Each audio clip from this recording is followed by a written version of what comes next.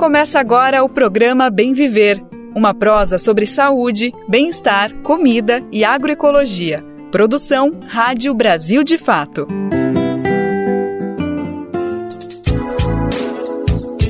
Olá, hoje é sexta-feira, dia 8 de novembro de 2024 e a partir de agora começa o Bem Viver, que você ouve no rádio e na internet, hoje com a apresentação de Douglas Matos. E no programa desta sexta a gente continua dando enfoque a temas como saúde, meio ambiente, cultura e agroecologia, entre outros. E agora você confere os principais destaques do dia.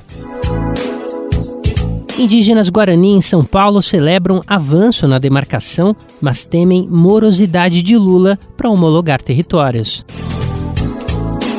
Documentário cearense aborda a resistência do quilombo do Cumbe em Aracati, no Ceará, diante dos impactos dos parques eólicos.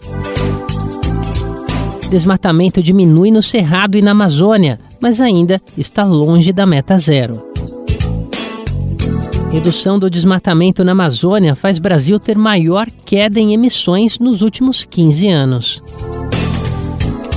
O Olbitus, ou Volbitus, conheça os mosquitos que podem frear a transmissão da dengue. E vamos abrir o Bem Viver com um destaque para os povos indígenas Guarani e Tupi-Guarani do estado de São Paulo. Isso porque no fim de outubro, 7 terras das duas etnias tiveram portarias declaratórias assinadas pelo Ministério da Justiça. Essa é a segunda das 5 etapas até a demarcação definitiva desses territórios. E o Brasil de Fato visitou uma das aldeias da terra indígena Jaraguá. A nossa reportagem conferiu como o povo guarani recebeu o anúncio do ministro Ricardo Lewandowski. Apesar de celebrarem um avanço na demarcação, eles contam que a luta agora se volta para a homologação do território. A reportagem é de Pedro Estropaçolas. No fim de outubro, o governo federal reconheceu 7 territórios indígenas no estado de São Paulo, após reunião com representantes dos povos Guarani-Mbiá e Andeve Tupi-Guarani. Dentre as 7 terras que tiveram portarias declaratórias assinadas pelo ministro da Justiça, Ricardo Lewandowski, está a terra indígena Jaraguá. Hoje a TI é a menor do país, com 1,7 hectares, área menor do que 2 campos de futebol. A demarcação definitiva do território irá garantir a ampliação da terra indígena para 532 hectares, uma luta que vem de décadas.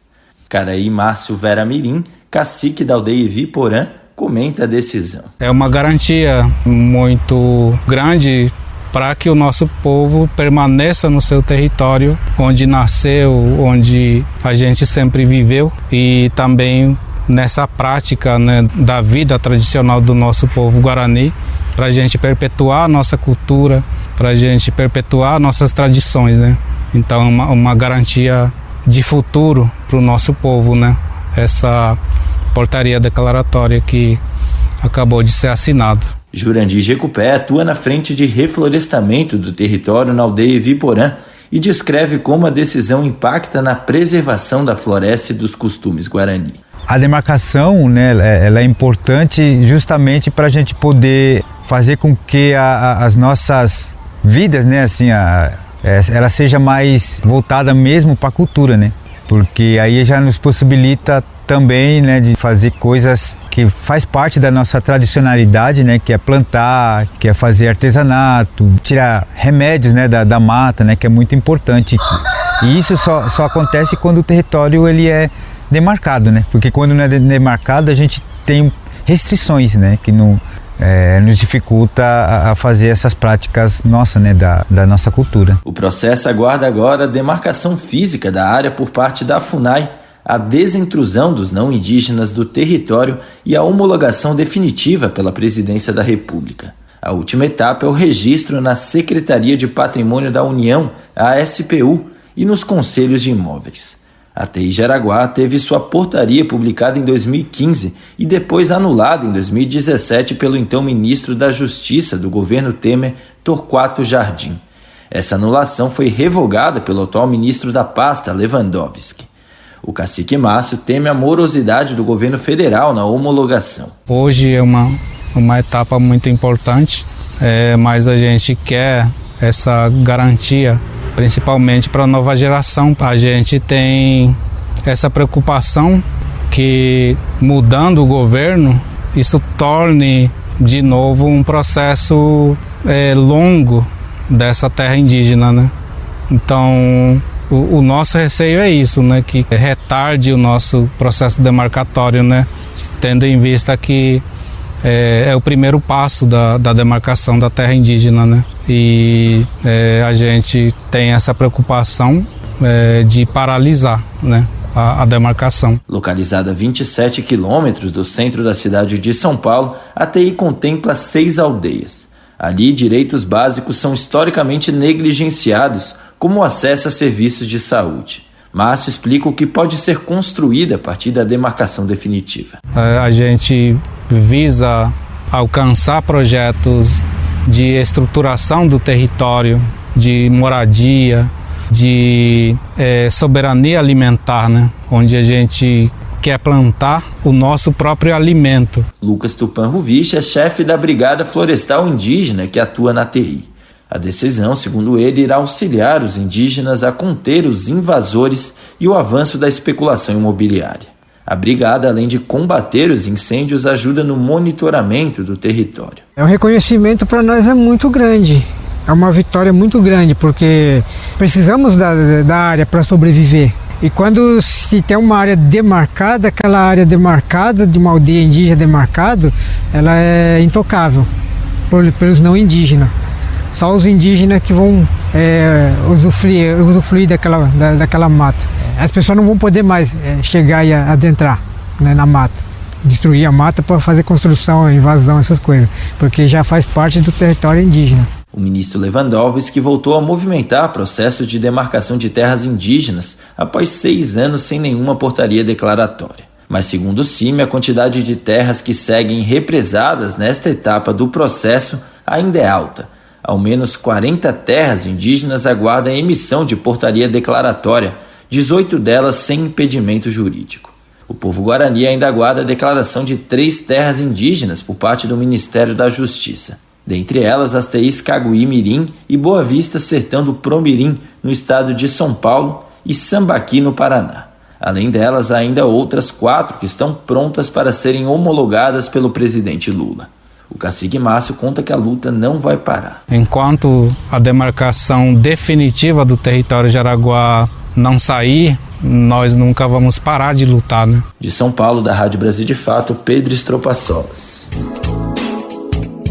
Bom, e a demarcação de terras indígenas no Brasil é um processo ainda complexo, feito nessas 5 etapas, como você ouviu na reportagem. Em vez de o país avançar em, por exemplo, agilizar atividades, o que se observa são retrocessos por parte do Congresso Nacional.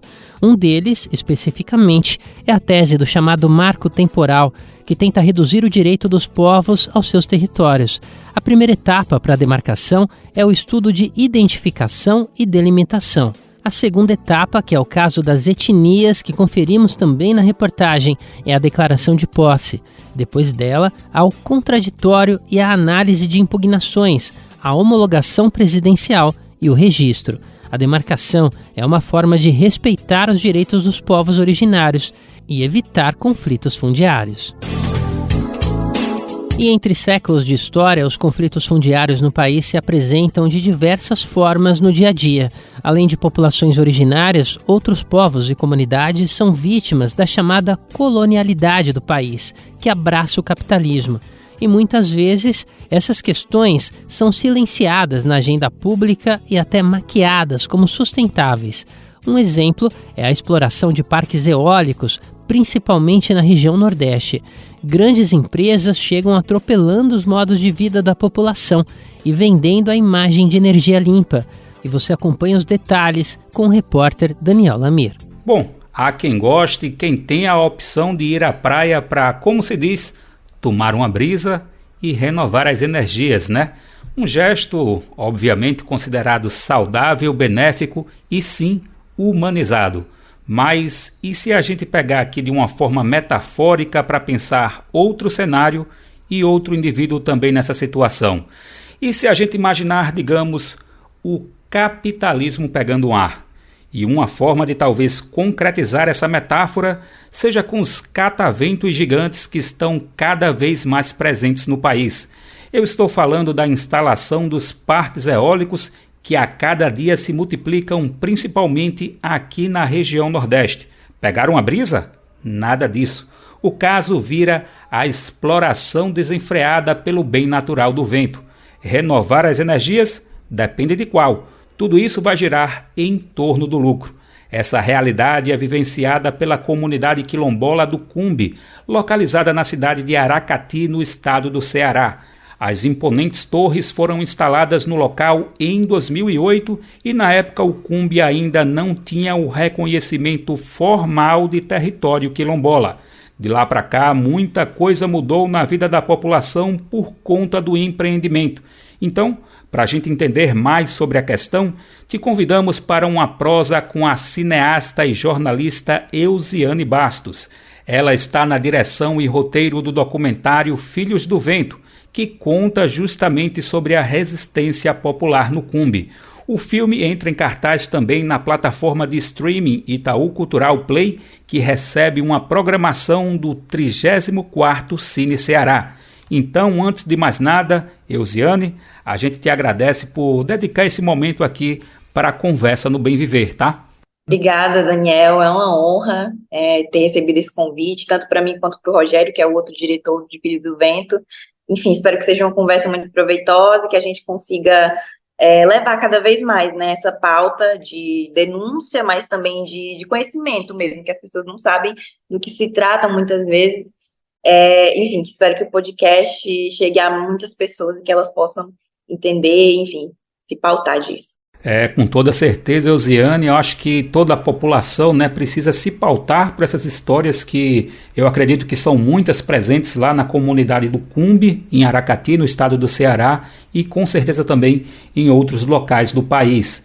E aqui eu já emendo, né, para perguntar se o filme já está disponível, né, para quem quiser assistir de alguma forma, ou se no caso vai estar disponível só a partir de amanhã, a partir dessa plataforma de streaming, né, do Itaú Cultural. E uma questão que chama logo a atenção da gente na sinopse do filme é que ele afirma que a comunidade não foi consultada sobre a instalação dos parques, isso em 2008. Então eu te pergunto, né, justamente sobre essa proposta da produção, né, de registrar as palavras da população do Cumbe. Isso considerando, né, que muitas vezes as histórias dos povos e comunidades são silenciadas na nossa agenda social, né, e a gente sabe isso por conta das disputas de poder na comunicação. E aí então, Eusiane, como apresentar o filme, né, a partir dessa palavra de quem vivencia a experiência e o território impactado pelas eólicas? Sobre a exibição, a gente ainda está com um filme no YouTube no momento, mas ele não está liberado ainda para todo mundo ver por enquanto, porque, enfim, um dos critérios para a gente conseguir inscrever no Cine Ceará, assim, critérios que dão aquele respaldo a mais, né, é o filme ser inédito, então a gente resolveu resguardar por enquanto esse filme, mas em breve, né, vai estar no Itaú Cultural, a partir do dia 9 desse mês de novembro, até o dia 22, então as pessoas do Brasil inteiro vão poder assistir Filhos do Vento, e em breve todo mundo, a partir assim, de tempo indeterminado, vai estar no YouTube, para que, enfim, todo mundo, a gente democratize, né, esse filme para mais gente. E sobre o que você comentou, sobre o enredo do filme, né, na sinopse a gente realmente colocou um resumo, porque é uma história muito longa, que a gente foi com um propósito, a gente foi com um foco. Mas quando a gente chegou lá, a gente encontrou um mundo, sabe, de uma história que tem muitas raízes, tem muitas ramificações, no caso. A história gira em torno dessa usina eólica, que chegou nessa comunidade chamada Comunidade Quilombola do Cumbe, que fica em Aracati, no litoral leste aqui do Ceará. Ela chegou em um momento em que a comunidade já estava ali num processo de vivência com outros grandes empreendimentos que chegaram lá ao longo das décadas, começando pela carcinicultura, né, que é a criação de camarão em cativeiro, que já chegou ali, já se apossou de uma parte considerável do território daquela comunidade, e que, enfim, eles foram perdendo, né, aquela vivência com o manguezal, sobretudo, que, enfim, lá é uma comunidade, sobretudo, de pescadores artesanais, de marisqueiras, de pescadoras, então elas foram perdendo esse contato com a terra a partir do momento em que essas empresas e que esses donos de fazendas foram chegando e se apostando desse território. E a partir de 2008, 2009, quando chegou o parque eólico, lá a empresa que chegou para fazer esse parque eólico, eles não fizeram uma consulta, e eu digo até que, nas palavras do próprio João, do Cumbi, que é um dos nossos personagens, entre aspas, principais, né, que viveu de perto essa luta lá na comunidade, que ela chegou de uma forma surpresa, né, no sentido de chegou e começou a cercar o território e não explicou do que se tratava, e depois começaram a fazer um certo tipo de reunião em que o assunto era que essa eólica chegaria em Canoa Quebrada, né, que é uma praia conhecida aqui do Ceará, e não que seria instalado no Cumbi, que é uma comunidade quilombola. Então, eles tinham muito essa ideia de que seria instalada alguma coisa, mas, enfim, diziam que era uma usina eólica, mas não explicavam direito do que se tratava, né? E tinha muito aquela promessa do emprego, né? Que chegaria para trazer empregos para a população, que traria mais, enfim, desenvolvimento para aquela comunidade. Mas o que se trouxe depois, que se foi visto depois, foi uma série de destruição do território que afetou totalmente os modos de vida, afetou, enfim, o trabalho deles, até a própria relação de religião mesmo, de relação afetiva com o território, que foi totalmente modificado, e a gente consegue mostrar até a questão da privação do acesso ao cemitério da cidade, que é uma coisa que eles tinham bastante questão afetiva, religiosa, de estar ali os ancestrais deles ali, e a partir do momento em que a empresa eólica chegou, ela privatizou o local onde ficava, inclusive, o cemitério, e eles só podiam acessar o cemitério se fizessem um ofício. E, enfim, uma coisa que eles sempre faziam desde a infância, do nada, foi privada de fazer, até o próprio acesso ao mar, que tem que passar por uma série de cancelas dentro da empresa eólica, e que, enfim, eles tiveram que se responsabilizar, definir alguém da comunidade para se responsabilizar por esse acesso, porque caso alguém da comunidade adentrasse nesse território da eólica privado e morresse, a responsabilidade seria da pessoa que ficou responsável, né, que assinou esse termo para ser o responsável por essas pessoas. Então, enfim, foi uma coisa que assustou muito essas pessoas que moravam lá, que moram lá, enfim, e que até hoje reverbera muito, né, porque eles foram uma das primeiras comunidades do Brasil e do mundo a questionar a instalação de usinas eólicas, e que também, uma coisa muito forte, né, que eles falam, que é a questão de que eles não são contra a transição energética, ela de fato é importante, mas que tem que haver esse diálogo antes, né, porque só chegar lá e privatizar um território inteiro de anos de vivências ali,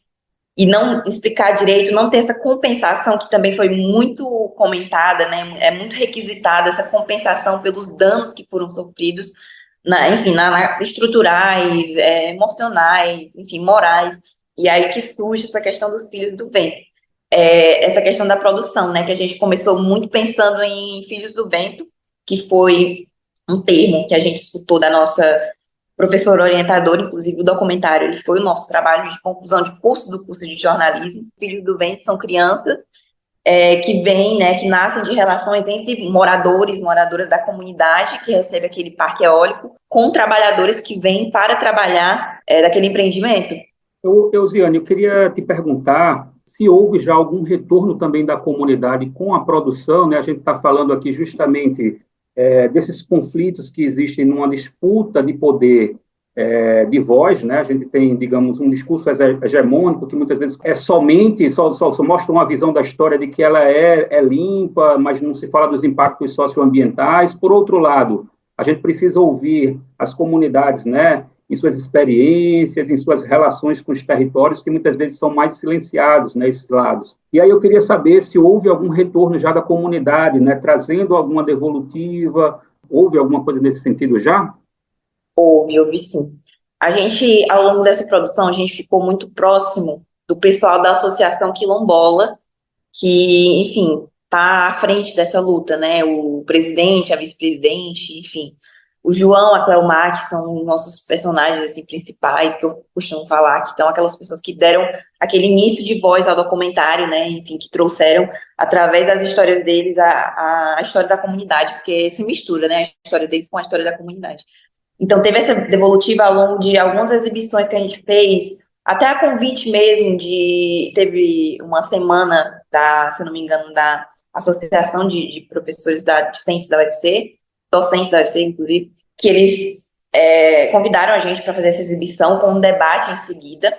E até mesmo durante a primeira exibição lá no Cine Teatro São Luís, a gente fez um debate logo em seguida, que contou com a presença do João, da Cleomar, e do Ronaldo. O Ronaldo também participou, que é um dos outros entrevistados nossos, e com a Andrea, que é uma ativista, né, do Instituto Terra Mar, que é um instituto que lida diretamente com as questões dos povos costeiros aqui do Ceará, e que a gente debateu muito isso, né, essa questão do audiovisual trazer essa força, trazer ali a imagem, o som, e de fato mostrar as histórias de um ponto de vista até mais sentimental mesmo, até mais poético, eu diria.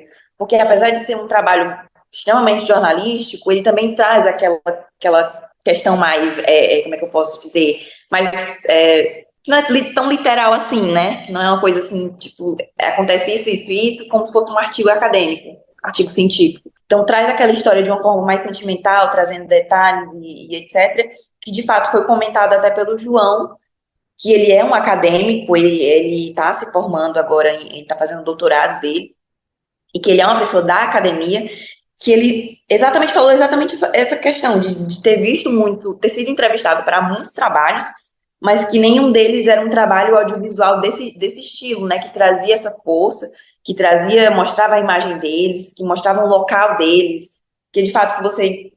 há uma diferença, né, entre você entrevistar alguém e escrever o que ela falou e você ir lá até onde ela está, você gravar ela, no dia a dia dela, mostrando, a gente gravou a Cleo indo ao cemitério, a gente mostrou o caminho dela, indo até o cemitério, passando pelas cancelas. Então tem aquela diferença, né, traz um aspecto de força maior, que foi reconhecido pelo pessoal da comunidade, e que, enfim, a gente se sentiu muito honrado mesmo em mostrar, porque é uma luta que não é uma luta que a gente entende no sentido de que é uma luta nossa, que a gente não é de lá, mas que o jornalismo tem muito essa função, né, de trazer à tona esses tipos de enfrentamentos que são invisibilizados e que precisam ter mais visibilidade. Então, sim, teve essa devolutiva e que deixou a gente muito feliz e que a gente ainda pretende levar além, né? A gente recebeu alguns convites de exibições do DOC em outros estados aqui do Nordeste, por outras universidades, né? Professores que estudam esse tema e até comunidades mesmo tradicionais de outros estados que desejam, né, ver o documentário, estudar. Recebemos também convites de pessoas estudiosas mesmo do tema, que estão estudando mais essa questão até mesmo específica dos Filhos do Vento e por que isso acontece, e que desejam ver o documentário, né, e enfim, entender um pouco mais, sabem que existe essa história, mas de fato tem aquela questão da diferenciação mesmo, que enfim, eu venho falando, e que enfim, a gente está muito animado para levar à frente, a gente já estava esperando mesmo esse momento do Cine Ceará passar, para a gente conseguir dar essa visibilidade maior para o documentário e para a luta, e em seguida fazer essa disseminação, né, em outros estados e no Brasil, que o Itaú Cultural Play até vai dar essa mãozinha para a gente também com a exibição na plataforma. Bom, Eusiane, e te ouvindo aqui, né, dá aquela vontade da gente conhecer um pouco mais, né, de cada uma dessas histórias, né, uma diversidade de causos aí do Quilombo do Cumbe. E eu tenho certeza que muitas dessas histórias, né, servem de exemplo para toda a sociedade.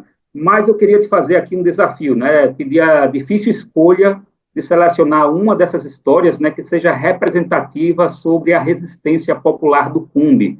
Você poderia trazer uma história dessas que aponte, né, para um sentido de um mundo melhor, né, até comparando, de repente, com um discurso mais frágil aí de energia limpa a qualquer custo. Você escolheria alguma dessas histórias aí para a gente? Olha, Daniel, eu tenho muitas histórias, como você bem falou, e a gente conseguiu catalogar muita coisa.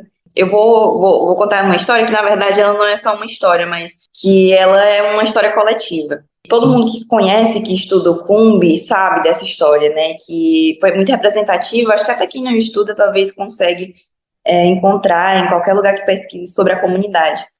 Que foi muito significativo para a luta deles, que é assim, um marco assim, para a comunidade ao longo desses anos de luta, desde da chegada da eólica lá, que foi logo quando a eólica chegou e começou a se instalar, que ela foi adentrando o território e todos os dias tinha um entra e sai de caminhões lá, levando os equipamentos, né, de construção, levando, enfim, as turbinas eólicas dentro da comunidade, e que foi modificando aquele dia a dia ali, porque todo dia um entra e sai de muitas pessoas em uma comunidade pequena, então não tem como aquilo passar despercebido.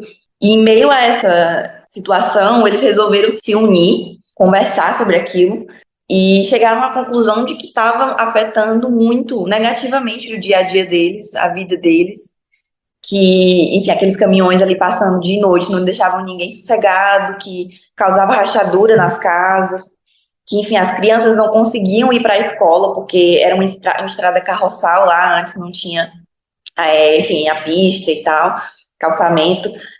E, enfim, estrada carroçal cheia de lama, as crianças não conseguiam ir para a escola, e foi modificando, né, aquele dia a dia, como eu falei, e eles resolveram se reunir e fechar a estrada por onde esses caminhões passavam. Então foi tipo uma barreira humana, né, que eles formaram ali naquela estrada, que é inclusive bem significativo. Quando a gente estava entrevistando eles, a gente até perguntou, mas onde foi o fechamento dessa estrada?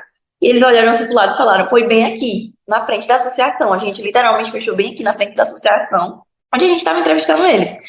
E a gente ficou tipo, meu Deus, e a gente tentou se imaginar, né? Porque a gente viu as fotos, só que era uma comunidade de 2000, um Cumbe de 2019 totalmente diferente do que a gente estava vendo ali. E a gente ficou tentando imaginar, e eles se reuniram, fecharam a estrada, era até em véspera de um feriado, que era o feriado da Independência, de 7 de setembro. E eles se reuniram e simplesmente todos que estavam ali vendo o seu dia a dia modificado negativamente foram para a estrada, foram para a beira da estrada, montaram tendas e não deixaram nenhum carro sair, nenhum carro passar para entrar dentro do parque nem sair. Então eles paralisaram por, se eu não me engano, 9 dias, 9 ou 10, se eu não me falha a memória, não estou com esse dado aqui, mas que foi assim, bastante tempo, né, para uma barreira humana contra caminhões e uma empresa privada, e que marcou bastante a história dessa luta deles contra esses empreendimentos que chegam sem essa comunicação e que chegam afetando o estilo de vida sem nenhuma explicação. Então acho que eu escolheria essa história, que já emenda assim, com muitas outras, que você falou dessa questão da esperança, né? Que eu acho que tanto essa história traz essa questão da esperança, de que é possível, com a união popular, né, mudar alguma coisa, mudar alguma situação que está sendo ali naquele momento maléfica para alguma comunidade. Tem também a questão da esperança, que até hoje eles resistem, né? Apesar do avanço da instalação desses parques e que, enfim, um futuro aí que está trazendo mais instalações agora de turbinas dentro do mar, que traz também essa questão da esperança, porque eles falam muito, até a gente separou o documentário em blocos, né? Ao todo tem 10 blocos, e no penúltimo bloco tem muito essa questão da esperança, de trazer o que eles estão fazendo no momento para barrar, ou então para tentar ter esse diálogo para a instalação dessas turbinas offshore, que são chamadas, né, que são fora do chão, offshore, e que eles trazem as histórias, né, da associação, e também uma história que marcou muito a gente, que foi assim, uma coisa que cai, né, naqueles momentos que você está ali na apuração, que não é só o que você planejou, mas às vezes chegam outras histórias que você não está planejando, mas que, enfim, cabem perfeitamente ali na narrativa, que foi a história de uma família, 3 mulheres, que é a Ana Paula, a Ana Mara e a Dona Isabel. A Dona Isabel, que é a avó da Ana Mara, que é filha da Ana Paula, e que a Ana Paula é a tesoureira, né, da associação, que ela tem essa relação de família entre elas, que são 3 gerações que já estão aí nessa luta de tentar esse diálogo com essa eólica, de, enfim, tentar barrar os avanços que estão maléficos ali para a comunidade, e que elas trazem muita representatividade, porque a Ana Paula está na associação, a Dona Isabel já foi da associação, e a Ana Mara segue muito essas ações que são feitas na comunidade, né? Do tipo de participar de audiência pública, de participar da festa do mangue, que é uma festa super representativa lá para a comunidade, que traz aquela questão dos costumes, né? Que eles sempre mantêm muito vivo ali na comunidade. Essa festa do mangue que aconteceu agora em outubro é muito representativa. E a história em específico da Ana Mara, que ela é uma adolescente, né? E ela, enfim, contou pra gente que o sonho dela é se tornar advogada exatamente para atuar em prol da luta, né? Enfim, defender os familiares dela, defender a comunidade dela, e que marcou muito a gente, assim, até na carreira mesmo, nossa recente carreira de jornalista, de estar vivenciando ali presencialmente histórias de pessoas de verdade, né, que estão ali, de fato, lutando por uma causa que não é uma causa coletiva, não é uma coisa egoísta, que é só para elas, é uma coisa da comunidade, que eles se veem muito nessa questão do coletivo. E tem muitas outras histórias além dessas que algumas não trazem tanta esperança, e é mais a questão mesmo da denúncia, mas que nesse sentido, nesse ponto que você tocou de trazer esperança, essa é a que mais me tocou, assim, essa questão do fechamento da estrada e da história dessas 3 mulheres que, enfim, representam tantas outras naquela comunidade. Oi, Eusiane, assim, a gente conversando aqui, eu queria te perguntar se você já conhecia o Quilombo do Cumbe antes desse trabalho. Queria saber também como essa experiência, né, da produção, o que é que ela te ensinou para a tua história de vida, o que é que ela te ensinou para a Eusiane enquanto jornalista, né, enquanto pessoa que está contando histórias. O que é que a gente pode dizer, assim, pessoalmente para você ter mergulhado nessa experiência? Eu gosto muito dessa pergunta, porque eu, enquanto jornalista, né, enquanto estudante de jornalismo até, sempre fui uma pessoa que gostava muito de ir a campo.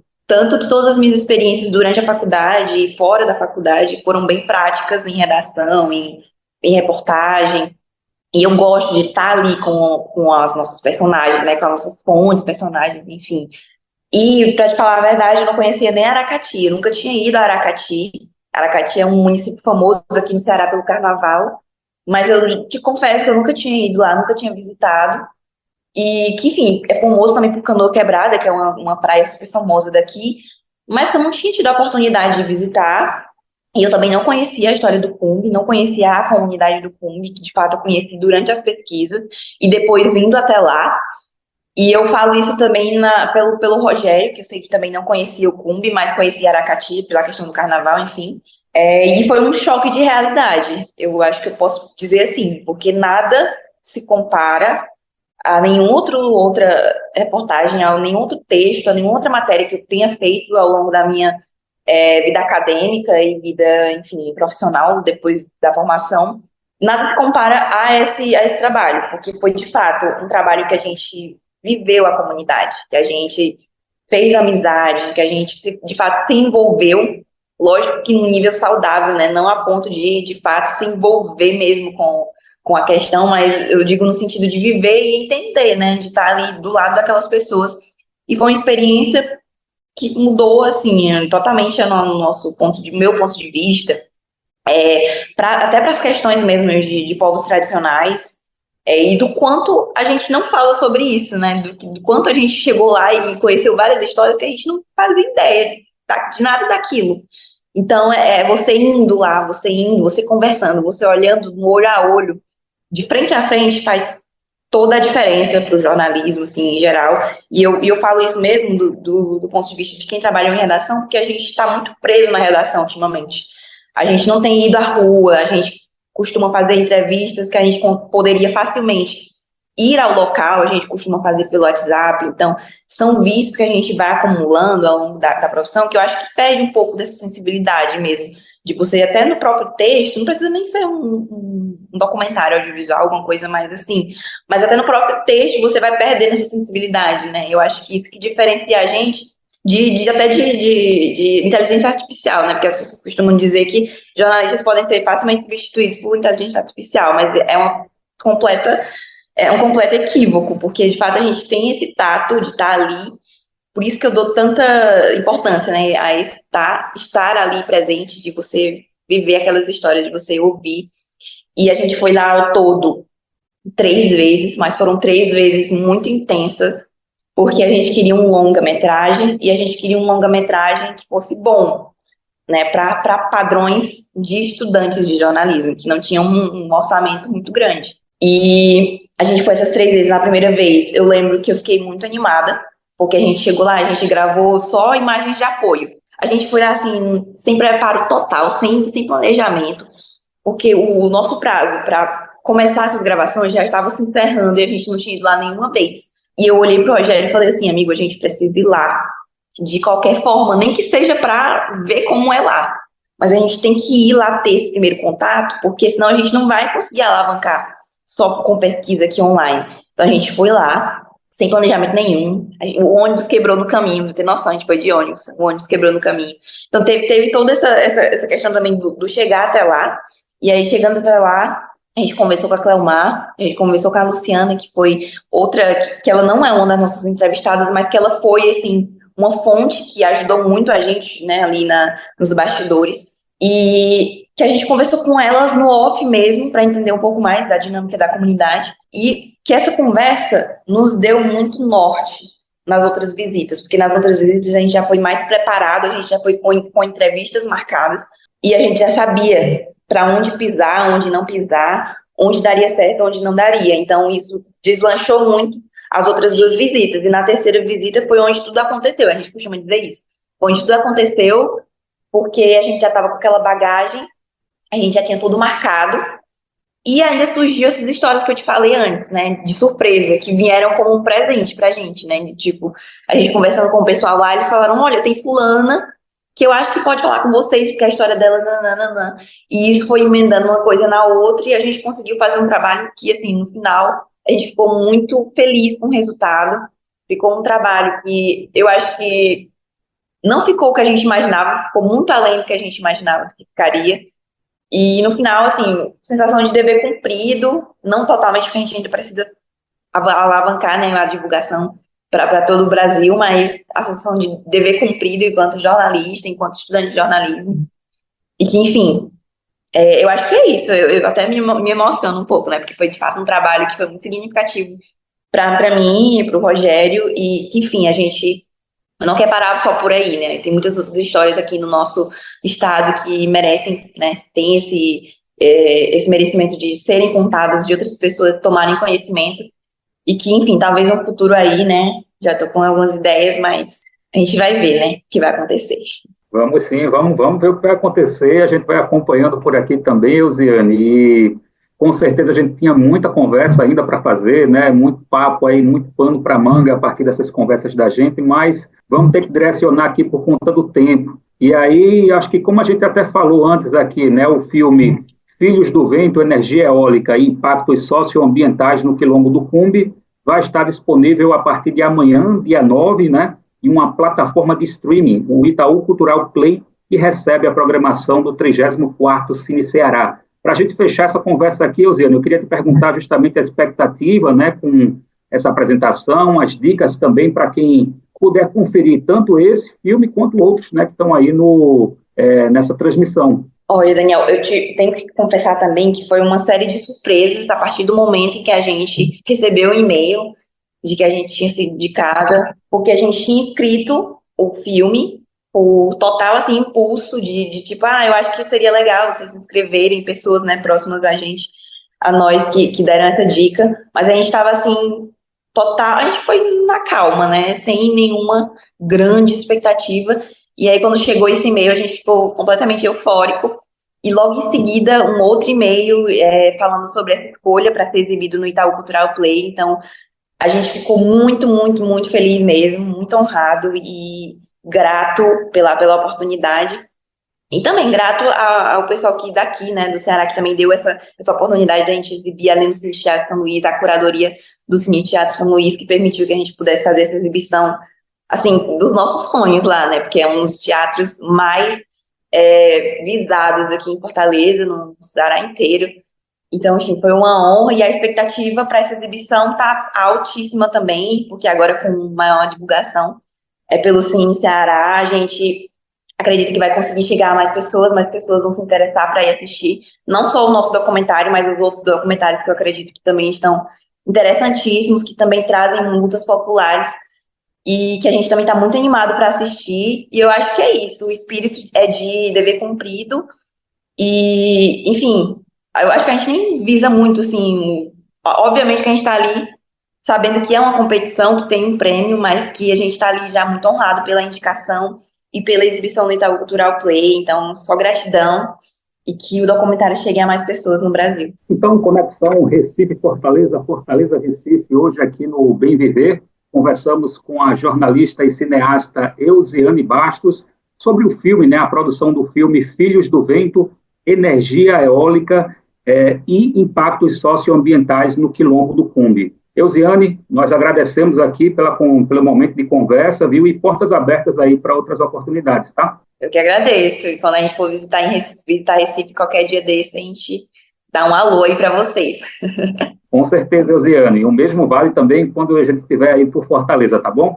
Então, pode chamar. Então, a gente agradece aí e segue. Do Recife, da Rádio Brasil de Fato, Daniel Lamy. Será que ainda vai chegar o dia de se pagar até a respiração? Será que ainda vai chegar? E pegando o gancho da entrevista, a gente ouve um pouco da música Será, do cantor e compositor pernambucano Siba. Pela direção que o mundo está tomando, eu vou viver pagando o ar de meu pulmão. Será que ainda vai chegar o dia de se pagar até a respiração?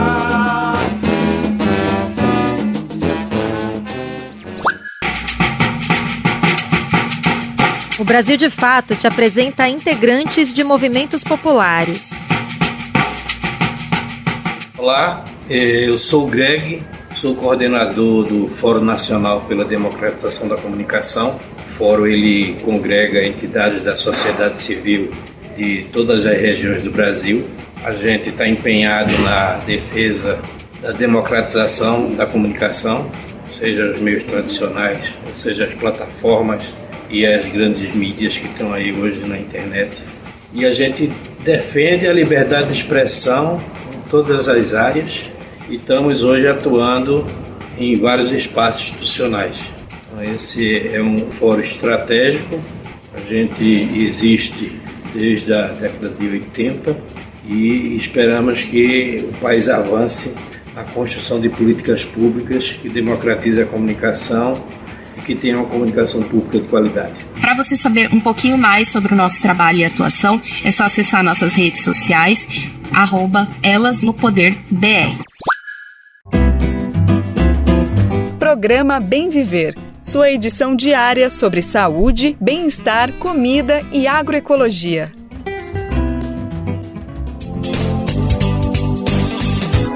E agora um recado sobre o bilhete sonoro do coração de toda a equipe do Brasil de Fato.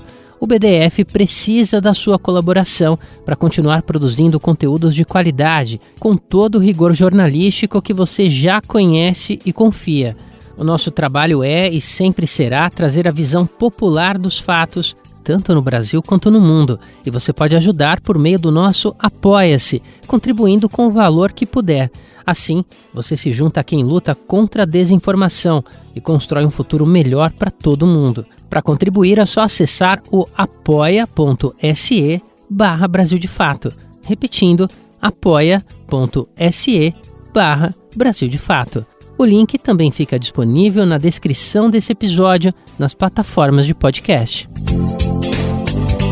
Agora o destaque vai para os índices de desmatamento no Cerrado e na Amazônia, que apresentaram baixa. Os números são positivos, mas ainda estão longe da chamada meta zero prevista para os biomas e necessária para o meio ambiente. Os dados foram revelados nesta semana em coletiva de imprensa com representantes do governo federal. E quem traz as informações é a Letícia Holanda, com reportagem de Carolina Batayer. Depois de 5 anos em constantes altas, o Cerrado apresentou queda no avanço do desmatamento entre agosto de 2023 e julho de 2024. No período, foram devastados 8.173 km² do bioma, contra 11.000 km² destruídos na mesma época entre 2022 e 2023. A redução é de 25%.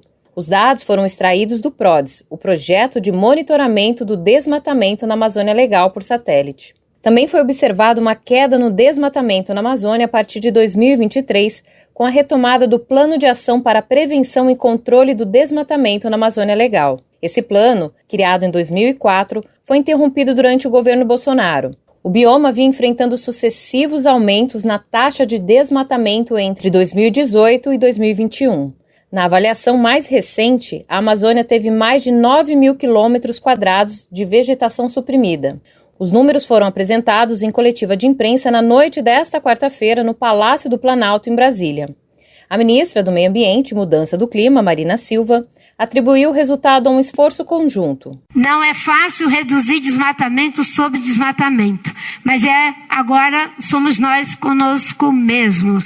Os resultados aqui alcançados não são apenas do governo federal, é também uma ação integrada com o governo dos estados, sem o que essa política não tem sustentabilidade. O evento do governo para a divulgação dos números foi realizado às vésperas da COP29 e reuniu, entre outras autoridades, o vice-presidente Geraldo Alckmin. Segundo a ministra Marina Silva, os dados confirmam a meta do governo Lula de zerar o desmatamento no país até 2030. Então são muitos os esforços combinados para que a gente tenha uma queda estruturante e dando uma grande contribuição, vice-presidente, para a nossa meta de redução de CO2. O Brasil tem compromisso com redução de CO2 na meta de 2025 e pode ter certeza, com esses esforços aqui, o Brasil está muito perto de, mesmo com o apagão de política ambiental que aconteceu no governo anterior, a gente conseguir a meta. Também participaram da cerimônia a ministra dos Povos Indígenas, Sônia Guajajara, governadores e secretários de Meio Ambiente. Apesar dos avanços na preservação ambiental, o Brasil ainda está distante da meta estabelecida pelo governo federal de gerar o desmatamento até 2030.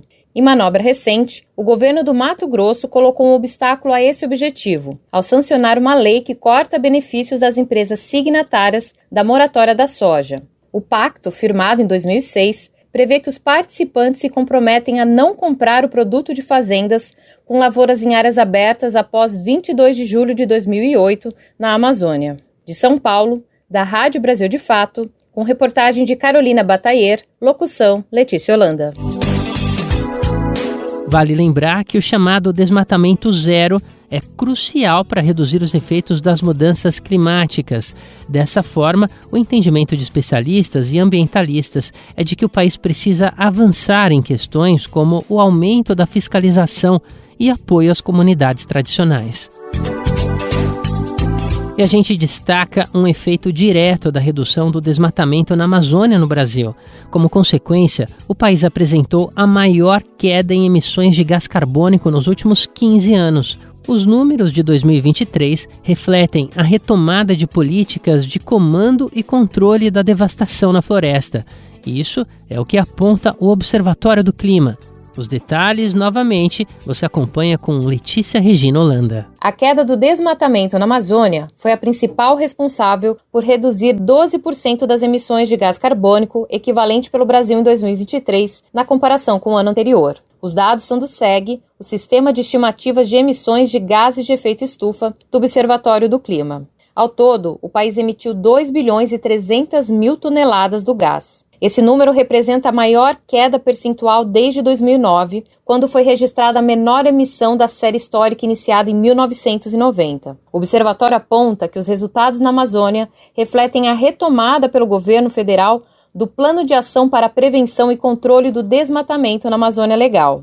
Considerando todos os biomas, o desmatamento teve uma queda de 24% no ano passado. De acordo com o SEG, as mudanças de uso da terra, que envolve desmatamento ou queimadas, respondem por 46% de todos os gases de efeito estufa que o país produziu em 2023. Mas a notícia não é tão boa para todos os ecossistemas. As emissões aumentaram 23% no Cerrado, 11% na Caatinga, 4% na Mata Atlântica e 86% no Pantanal. No Pampa, as emissões por conversão da vegetação nativa também caíram cerca de 15%, mas o bioma responde por apenas 1% do setor. Os números divulgados, no entanto, indicam que, pelo menos por enquanto, o Brasil está mais perto de cumprir as metas climáticas. Também foram calculadas as emissões por queimadas de pasto e queimadas de vegetação nativa não associadas ao desmatamento. O Observatório do Clima alerta que, à medida que a crise do clima se agrava, o fogo é um fator cada vez mais importante no balanço de carbono do Brasil. Vale lembrar que o crescimento de 2,9% do produto interno bruto, soma de todas as riquezas do país, também teve consequências na emissão de poluentes atmosféricos. Isso ocorreu especialmente na agropecuária, que registrou o quarto recorde consecutivo de emissões, com alta de 2,2%. O principal responsável é o aumento do rebanho bovino, com 405 milhões de toneladas em 2023, mais do que a emissão total da Itália. Além disso, a agropecuária respondeu por 28% das emissões brutas do Brasil no ano passado.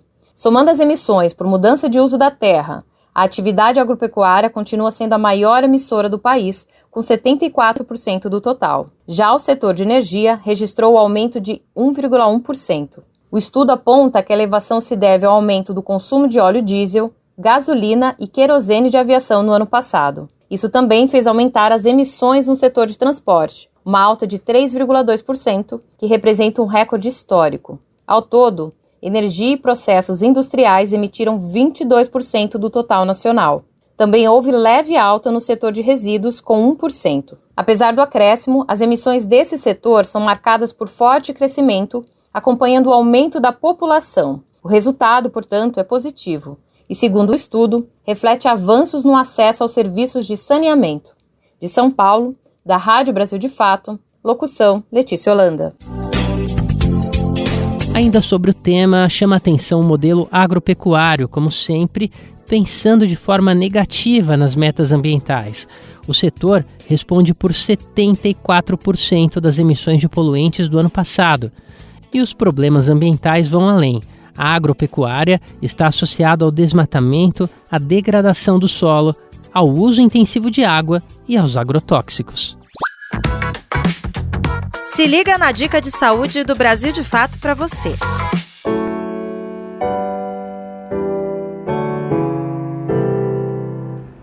Cinco coisas que você pode estar fazendo e prejudicando a sua saúde bucal. Eu sou a doutora Joyce Santana, implantodontista, e vem comigo nessa dica que eu tenho certeza que vai mudar a sua rotina.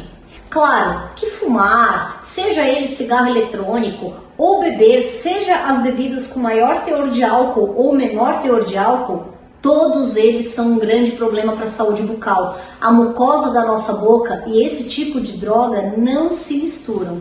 Então evite o consumo desse tipo de produto.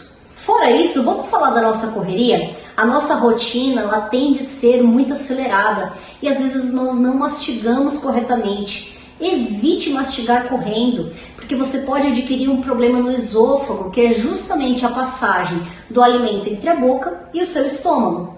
Agora vamos falar daquela mordida que toda hora você está mordendo a boca. Isso é péssimo, porque essa mordida constante se torna uma lesão crônica e isso a longo prazo pode se tornar um problema também. Por último, fica a bebida quente. Todo mundo sabe que aquele cafezinho quente é gostoso, mas se toda hora você está queimando a boca, quando você toma um chá ou um café, é um problema, porque se torna também uma lesão crônica.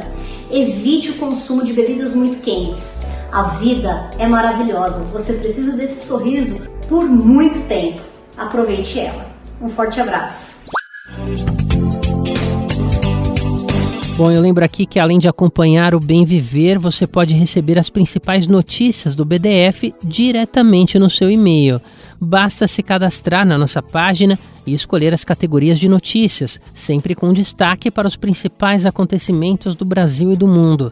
Além disso, é possível conferir análises aprofundadas com uma visão popular do nosso dia a dia. E para isso, é só acessar brasildefato.com.br/boletim. De novo, brasildefato.com.br/boletim. Brasil de Fato, uma visão popular do Brasil e do mundo.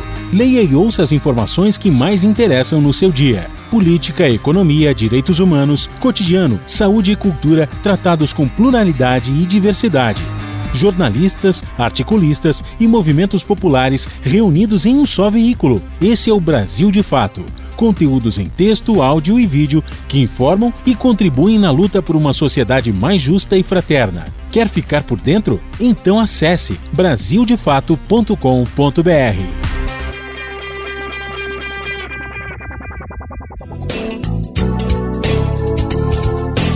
E agora uma pergunta, você já ouviu falar em oubitos ou volbitos? Ou ainda no método Wolbachia? Apesar desses termos não serem tão populares no dia a dia eles fazem parte de um método revolucionário da saúde pública. A Wolbachia é uma bactéria que passou a ser inserida nos mosquitos Aedes aegypti. Ao ser contaminado, o inseto que transmite a dengue, a zika e a chikungunya pode reduzir os índices da doença no país. Os mosquitos com Wolbachia passam a ser chamados de Wolbito.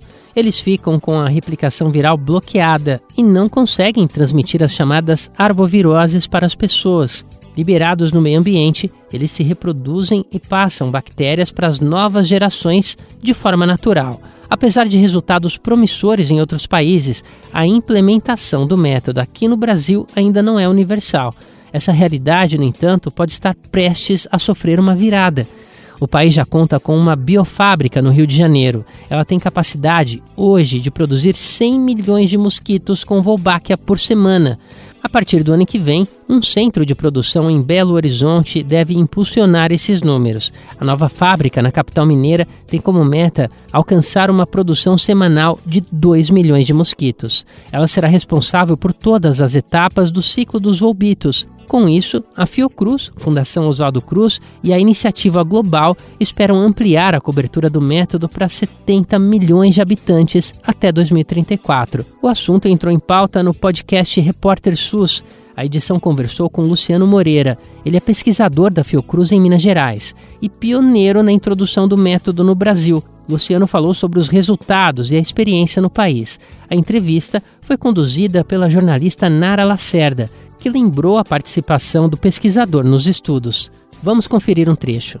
Isso começou lá em 2008, né? Eu tive o prazer de participar lá na Austrália, fiquei 2 anos e meio no grupo do Scott O'Neill. Naquela época ele tinha uma ideia que era o seguinte, era pegar a bactéria da mosquinha da fruta, que é a drosófila, né? Aquela que vem na banana em casa, e colocar no Aedes aegypti, que naturalmente não tem a Wolbachia. A ideia dele inicial era para reduzir o tempo de vida do mosquito. Então, se o mosquito vivesse menos tempo, ele não iria conseguir transmitir os vírus, porque precisa ter um tempo ali de replicação, de multiplicação do vírus dentro do mosquito antes que ele esteja apto para transmitir.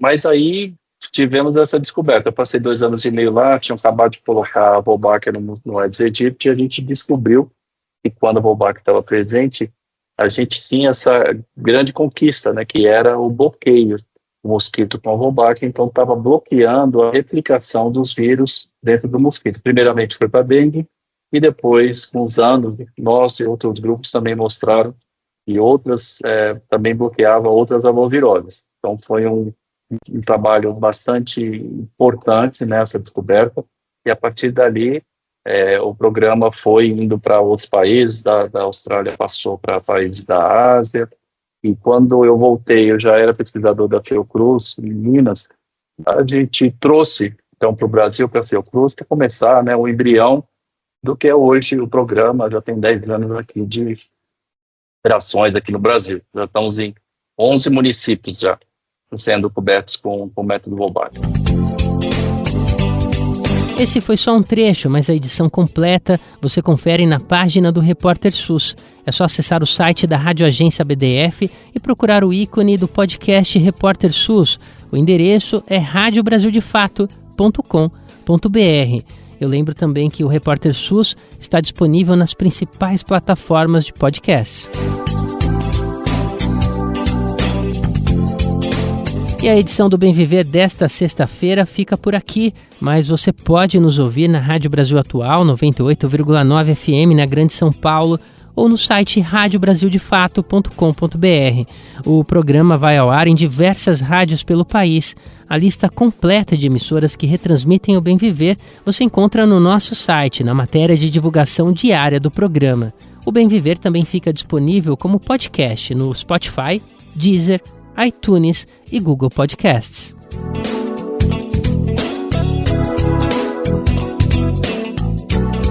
A apresentação deste programa foi de Douglas Matos, com roteiro de Daniel Lamir, edição e produção de Daniel Lamir e Douglas Matos, trabalhos técnicos de Lua Gattinoni, Adilson Oliveira e André Paroche, coordenação de rádio e TV, Monize Ravena, diretora de programas de áudio, Camila Salmásio, direção executiva, Nina Fidelis, apoio, equipe de jornalismo do Brasil de Fato.